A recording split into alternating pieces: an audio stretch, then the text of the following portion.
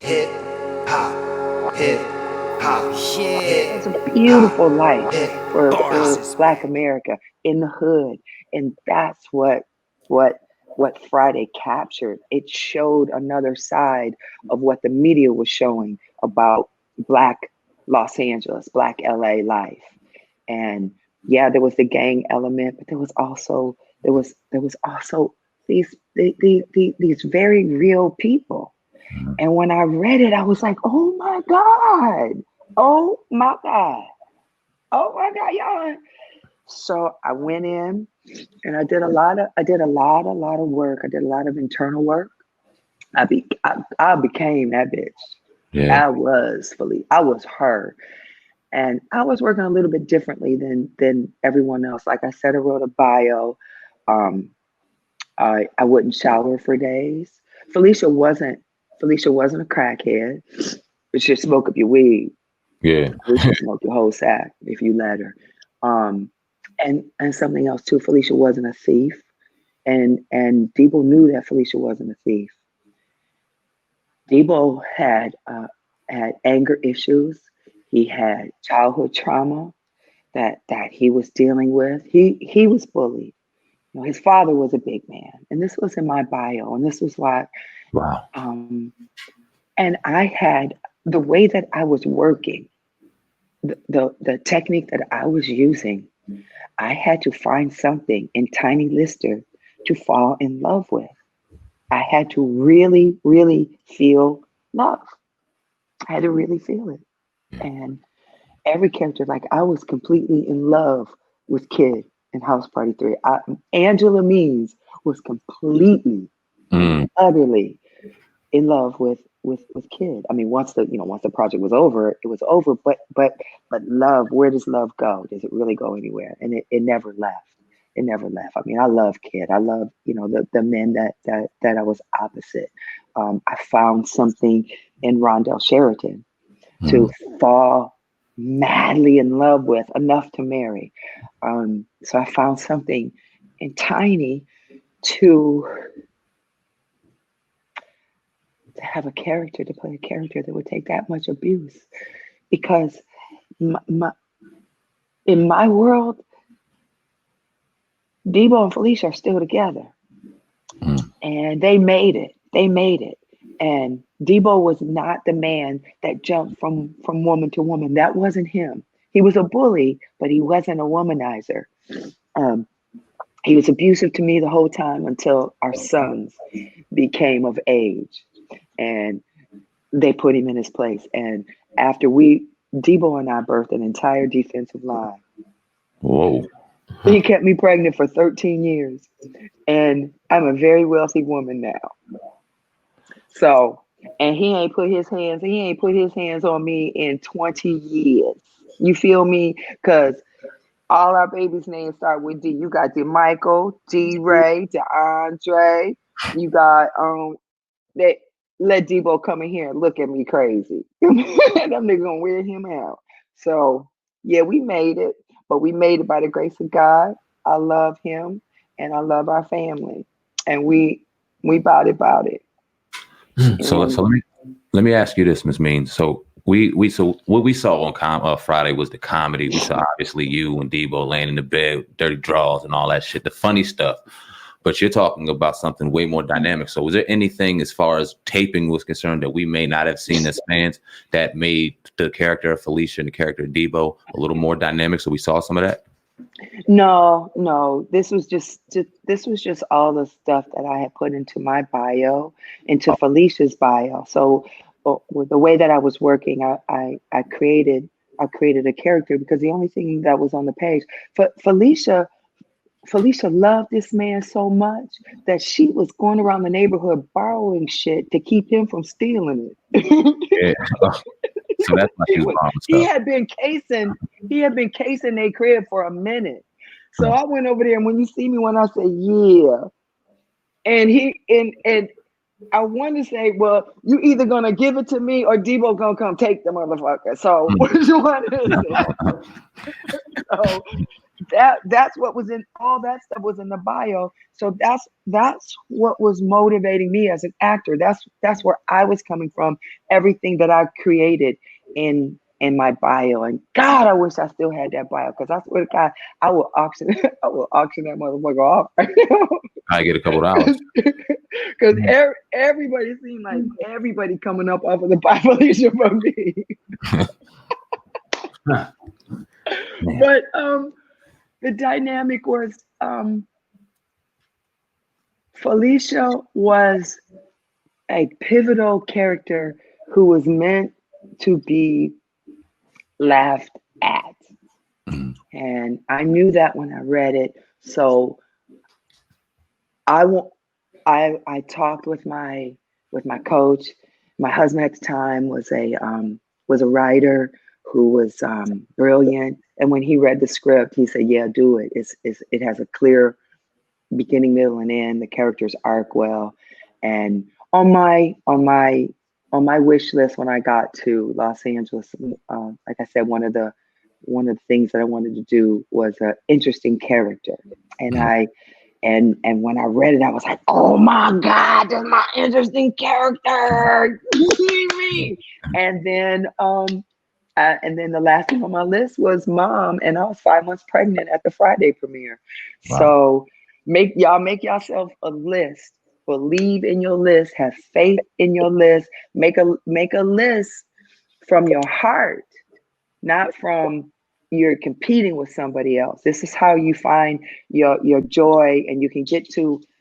I was able to walk away from it somewhat at the top of everything. I was able to walk away and go home and raise my son and be at home with him, because I had done everything in my heart, and I wasn't competing with anyone.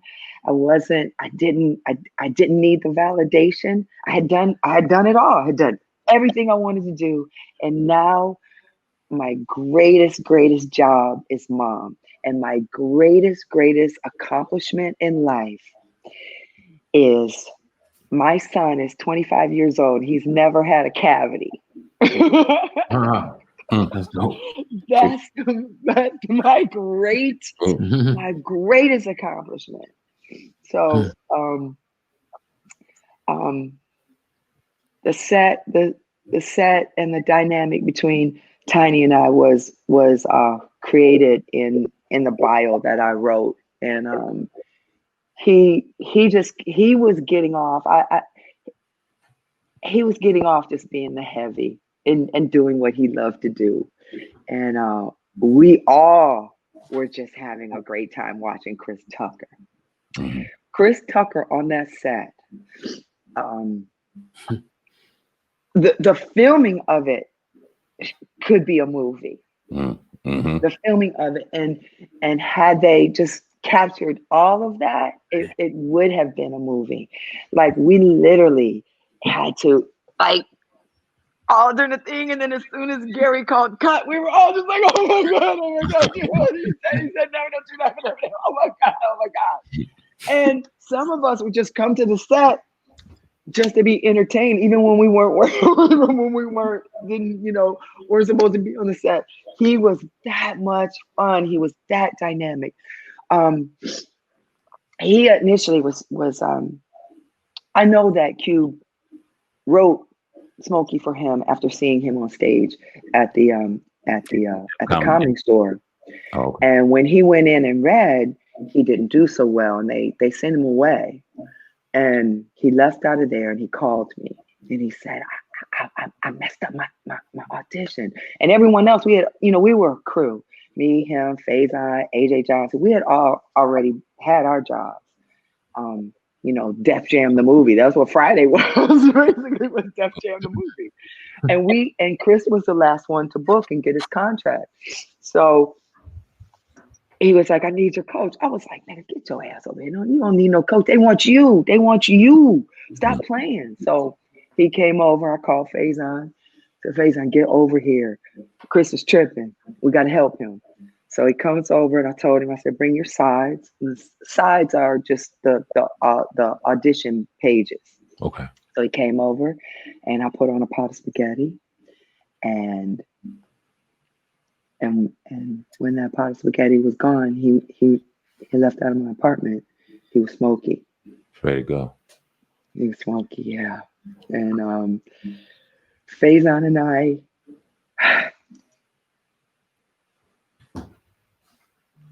sorry. Didn't I say I was gonna cry? I was like, I'm not gonna cry. I'm gonna cry. We're sorry. Faison and I got Nellie to sell Oh wow. to Robert Townsend. Faison and I have been angels and vilified too. It was a vilified angel. Yeah. But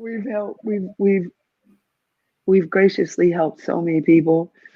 Nellie performed in a play that I wrote, and I casted her. She was magnificent. She brought it to life. She brought it. And Faison came, and when he saw her, he was like, Robert's casting this Baps thing. She perfect. She is. I'm telling you, she perfect. I'm like, if you think that she can, I know that she can. I know that she can. Particularly if you have a talent like Halle Berry. The project's already greenlit. It's already, it needs someone like Natalie.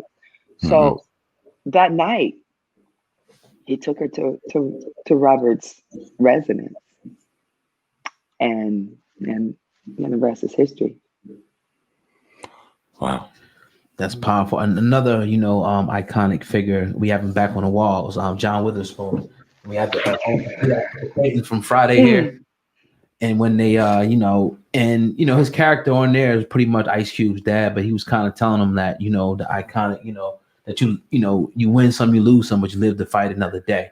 Can you talk about, working with him and the meaning of his character on Friday?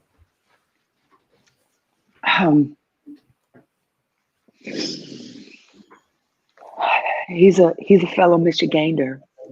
I was born in New York, but I was raised in Michigan. Okay. So there was familiarity, like David Allen Greer. He's from Detroit as well. And so when you're in their presence, you feel that familiar. When someone's from the same town, you feel home. You feel like home, and that's what he was so comforting to me always. His wife's name is Angela. Oh wow. And always a beautiful mentor, a beautiful presence. Watching him work was entertaining. He was an actor's actor. He was a comic's comic. I'm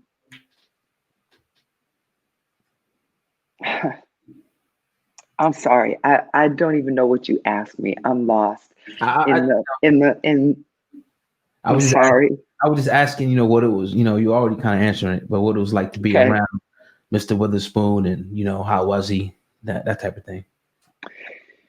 He's just a beautiful, genuine soul. Him, Sinbad's from Michigan. Yeah. Please pray for my big brother.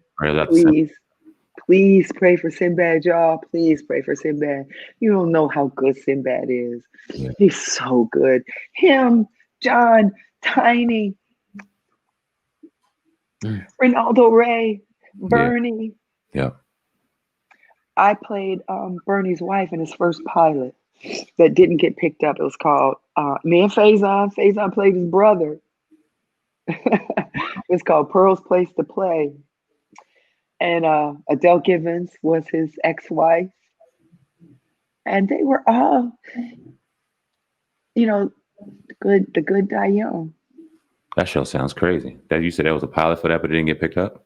It didn't get picked up. It was Ralph Farquhar, Stan Lathan, the legends.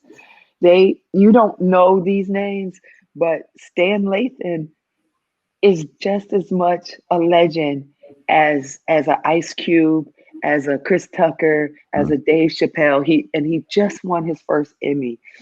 He has brought and made so many of us. He created so many avenues for Black talent.